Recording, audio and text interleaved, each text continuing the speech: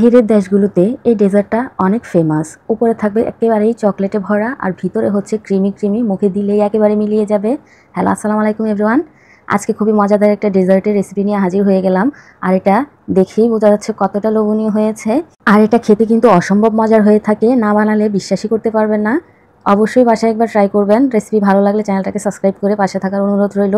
এই রেসিপির যত টিপস অ্যান্ড ট্রিক্স আছে সবগুলাই আমি আপনাদের সাথে শেয়ার করার চেষ্টা করব। এই যে দেখুন, আসলে এটার ভিতরের লেয়ারটা দেখলেই বোঝা যায় ডেজার্টটা যে কতটা মজার হবে। আমি একটু কাছ থেকে আপনাদেরকে দেখিয়ে দিচ্ছি, তাহলেই বুঝতে পারবেন। এই যে দেখুন, দেখেই বোঝা যাচ্ছে না? আশা করি সম্পূর্ণ ভিডিওটা না টেনে দেখবেন, তাহলে খুঁটিনাটি যে টিপস অ্যান্ড ট্রিক্স আমি শেয়ার করব প্রত্যেকটাই আপনাদের কাজে আসবে। তাহলে চলুন রেসিপির দিকে চলে যাই। প্রথমেই আমি এখানে একটা প্যানের মধ্যে নিয়ে নিলাম 1 cup whip cream. Condense milk নিয়ে নিলাম 3/4 কাপ। আপনারা চাইলে মিষ্টিটা কম বেশি করে নিতে পারবেন। এখন আমি 1 কাপ দিয়ে দিব গুঁড়া দুধ। আধা কাপের কাপ দিয়ে আমি 2 কাপ দিয়ে দিয়েছি। এখন ভালো করে এটাকে মিশিয়ে নিতে হবে, যেন কোনো দলা পেকে না থাকে। এই যে দেখুন, স্মুথ একটা পেস্ট হয়ে গেছে। এই পর্যায়ে এসে আমি চুলাটা জ্বালিয়ে দিব। এতক্ষণ কিন্তু বন্ধ ছিল। জ্বালানো হয়ে গেলে অনবরত নেড়ে চেড়ে এটাকে, এই যে দেখুন, অল্প আঁচে কুক করে নিতে হবে। কিছুক্ষণ পরেই দেখবেন এরকম বুদবুদের সৃষ্টি হবে। এ পর্যায়ে খুব ভালো করে কেয়ারফুলি এটাকে নেড়ে চেড়ে ঘন করে নিতে হবে। এই যে দেখুন, নাড়াচাড়া বন্ধ করে দিলে কিন্তু তলানিতে লেগে যাবে। এ পর্যায়ে আমাদের ক্রিমটাকে উঠিয়ে নিতে হবে। এর চেয়ে বেশি করলে কিন্তু অনেক বেশি গাঢ় হয়ে যাবে। এই যে দেখুন, আমি সাথে সাথে একটা বোলের মধ্যে ট্রান্সফার করে নিচ্ছি ঠান্ডা করার জন্য। এখন একটা র্যাপ দিয়ে এভাবে মুড়িয়ে রাখতে হবে, যেন উপরে সর জমে না যায়। বাহিরের দেশগুলোতে কিন্তু ডেজার্টের জন্য এভাবেই ক্রিম বানানো হয়। আর এই ক্রিমটা কিন্তু অনেক টেস্টি হয়ে থাকে। বিশ্বাস করেন, না বানালে বুঝতেই পারবেন না।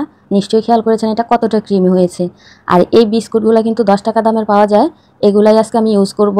এখন এই প্যাকেট থেকে আমি কিছু কিছু বিস্কিট নিয়ে এভাবে বিছিয়ে দিলাম। এখন কিছুটা ক্রিম দিয়ে আমি এগুলোকে লাগিয়ে নিব। প্রথমে কিন্তু অনেক কষ্ট হবে লাগাতে, যেহেতু আমরা নিচে ক্রিম দেই নাই। নিচে ক্রিম দিলে কিন্তু পরবর্তীতে আমরা কাটার পরে তুলতে সমস্যা হতো। এই জন্য আমি প্রথম লেয়ারে বিস্কিট দিচ্ছি, তারপর ক্রিম দিচ্ছি। একটু নেড়ে চেড়ে ধৈর্য সহকারে মিশিয়ে নিলেই কিন্তু ইজিলি মিশিয়ে নেওয়া যাবে। একই প্রসেস অবলম্বন করে আমি উপরেও আরেকটা বিস্কিটের লেয়ার দিয়ে দিচ্ছি। তারপর আমি আবারও ক্রিম দিয়ে দিব। এরকম করে পরপর আমি 3 থেকে 4 বারে লেয়ারটা দিব।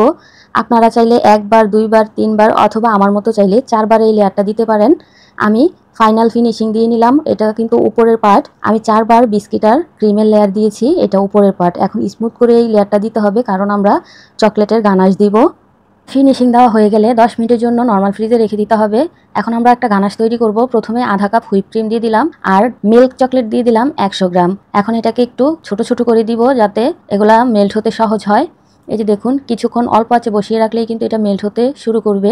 এই পর্যায়ে কিন্তু অনবরত নেড়ে চেড়ে চকলেটটাকে মেল্ট করে নিতে হবে, না হয় কিন্তু দলা পেকে যাবে অথবা পুড়ে যাওয়ার চান্সও কিন্তু অনেক বেশি থাকে। এই যে দেখুন, কিছুক্ষণ মিশিয়ে নেওয়ার পরেই কিন্তু এটা লিকুইড হয়ে গেছে। এখন আমরা আরও 5 মিনিট এটাকে অল্প আঁচে কুক করে নিব। এই যে দেখুন, ঘন একটা পেস্ট হয়ে গেছে। আমরা কিন্তু গানাশটা বেশি লিকুইড করব না, একটু গাঢ় টাইপের করব। হয়ে গেলেই কিন্তু আমি এটাকে একটু ঠান্ডা করে নিব। পুরোপুরি গরম অবস্থায় আমরা ডেজার্টের মধ্যে ঢালবো না।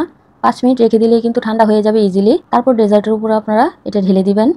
ঢেলে একটু নাড়াচাড়া করলেই দেখবেন ইজিলি ছড়িয়ে ছিটিয়ে যাবে, পুরো ডেজার্টটা কভার হয়ে যাবে। এখন গানাশটা যেন ডেজার্টের মধ্যে সেট হয়ে যায়, এই জন্য আরও 10 মিনিটের জন্য নর্মাল ফ্রিজে আমি রেখে দিব। আর এরই ফাঁকে আমি একটা বিস্কুটের পেস্ট বানিয়ে নিব। তার জন্য একটা মিক্সিং জারে দিয়ে দিলাম আরও কিছুটা বিস্কিট। এখানে 1 প্যাকেট দিলেই হয়ে যাবে। এখন এটাকে ব্লেন্ড করে নিয়ে আসবো। এই যে দেখুন, ব্লেন্ড করার পর কিন্তু একেবারে স্মুথ একটা পেস্ট হয়ে গেছে। এখন এই বিস্কিটের গুঁড়াগুলো আমরা ডেজার্টের ডেকোরেশনের জন্য ইউজ করব। এই যে দেখুন, একেবারে কেয়ারফুলি সাইড থেকে এগুলো দিয়ে দিবেন, সাবধান যেন মাঝখানে না পড়ে। এভাবে সাইড থেকে দিলে কিন্তু এটা লুক চেঞ্জ হয়ে যায়, দেখতেও ভালো লাগে। আর যে জিনিস দেখতে ভালো লাগে, আমি সবসময় আপনাদের বলি, সেই জিনিস কিন্তু খেতেও আলহামদুলিল্লাহ তৃপ্তি পাওয়া যায়। এখন দেখুন, যেহেতু আমি সবসময় কেক নিয়ে কাজ করি, আমার কাছে এরকম সুগার বোলগুলো কিন্তু অ্যাভেলেবেল থাকে। আমি এটা ডেকোরেশনের জন্য দিয়েছি, দেখতে যেন ভালো লাগে। আপনাদের কাছে না থাকলে স্কিপ করতে পারেন, এতে করে কিন্তু টেস্টের কোনো হেরফের হবে না। আর এটা কতটা লোভনীয় হয়েছে নিশ্চয়ই খেয়াল করেছেন। রেসিপি ভালো লাগলে অবশ্যই লাইক, কমেন্ট, শেয়ার করার অনুরোধ রইল। যারা চ্যানেলে নতুন, এখনও চ্যানেলটা সাবস্ক্রাইব করেনি, প্লিজ সাবস্ক্রাইব করে আমার পাশেই থাকবেন। এই যে দেখুন, আমি একটু কেটে দেখাচ্ছি। এখন সেই অন্তিম মুহূর্ত চলে আসছে, আমি একটু কেটে আপনাদেরকে ভিতরটা দেখাবো। এই যে দেখুন, একেবারেই কিন্তু সফট ক্রিমি, কাটার স্টাইল দেখেই নিশ্চয়ই বুঝে গেছেন।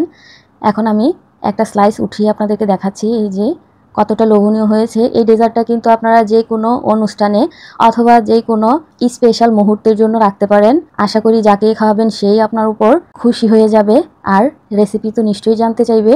এই যে দেখুন লেয়ারগুলো কতটা সুন্দরভাবে বোঝা যাচ্ছে আর দেখতেই বোঝা যাচ্ছে কতটা ইয়াম্মি হবে। সো ভিউয়ার্স, এতক্ষণ ধরে ধৈর্য ধরে আমার ভিডিওটা যারা দেখেছেন তাদেরকে জানাই অসংখ্য ধন্যবাদ। নেক্সট ভিডিও দেখার আমন্ত্রণ জানিয়ে এখানেই বিদায় নিচ্ছি। সবাই ভালো থাকবেন, আমার জন্য দোয়া করবেন। আল্লাহ হাফেজ।